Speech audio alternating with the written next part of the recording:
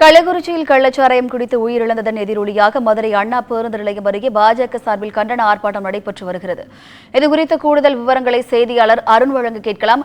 வணக்கம் அருண், இந்த ஆர்ப்பாட்டத்தில் யாரெல்லாம் பங்கேற்றிருக்காங்க? கூடுதல் விவரங்களை பதிவு பண்ணுங்க.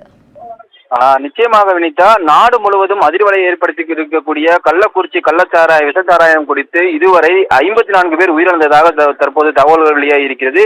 இந்த நிலையில தமிழகம் முழுவதும் இன்று பாஜக சார்பில் ஆர்ப்பாட்டம் நடைபெறுவதாக பாஜகவுடைய மாநில தலைவர் அண்ணாமலை அறிவித்திருந்தார். அதன் ஒரு பகுதியாக தற்போது மதுரை மாநகர் மாவட்ட தலைவர் மகா சுசீந்திரன் தலைமையில மதுரை பெரியார் அண்ணா பேருந்து நிலையம் அருகே 100க்கும் மேற்பட்ட பாஜகவினர் கண்டன ஆர்ப்பாட்டத்தில் ஈடுபட்டு வருகின்றனர். மேலும் இந்த ஆர்ப்பாட்டத்தில் பாஜகவுடைய மூத்த தலைவர் எச் ராஜா பங்கேற்று தொடர்ந்து அரசுக்கு எதிராக பல்வேறு கோஷங்கள் எழுப்பினார். இந்த நிலையில போராட்டத்தில் ஈடுபட்டவர்கள் பாஜகவினர்களை குண்டுகட்டாக பகுதியில் பாதுகாப்பு பணியில் இருந்த 100க்கும் மேற்பட்ட போலீசார் 3 பேருந்துகள் மூலம் இங்கிருந்து அவர்களை குண்டுகட்டாக தூக்கி கொண்டு அருகில் இருக்கக்கூடிய தனியார் மண்டபத்தில், திருமண மண்டபத்தில் அடைத்து வைத்திருக்கிறார்கள்.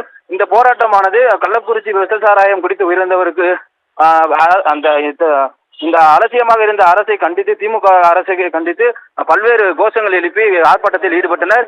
தொடர்ச்சியாக இந்த பகுதியில் ஆர்ப்பாட்டம் ஈடுபட்டதால் இந்த பகுதி போக்குவரத்து நெரிசலானது ஏற்பட்டது. தொடர்ச்சியாக காவல்துறையினர் அவர்களை அப்புறப்படுத்தும் பணியில் ஈடுபட்ட போது போலீசாருக்கும் பாஜகவினருக்கும் இடையே தள்ளுமுள்ளி ஏற்பட்டது. தற்போது அவர்களை 100க்கும் மேற்பட்டவர்களை 3 பேருந்துகள் மூலம் தனியார் மண்டபத்தில் அடைத்து வைத்திருக்கிறார்கள். வினிதா, கூடுதல் விவரங்களுக்கு நன்றி அருண்.